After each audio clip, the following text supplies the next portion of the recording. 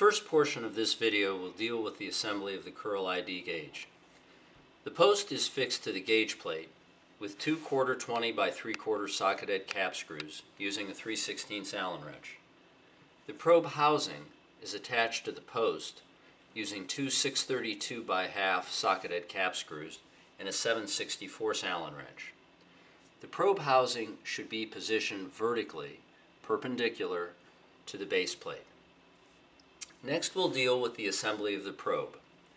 The probe holder is constructed so that the indicator is held by a collet mechanism secured with a pinch type clamp. First, the clamp must be removed. Securely grip the clamp, move the handle back and forth while levering the clamp away from the holder. Next, we want to screw the probe into the holder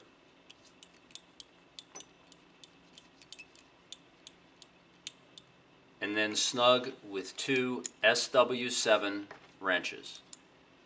Do not over tighten.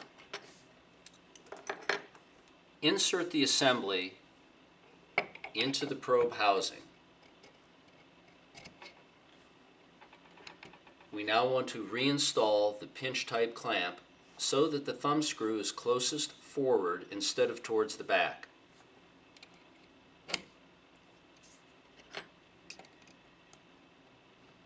We now want to snug the probe housing so that there's just a slight amount of resistance when we turn the probe holder.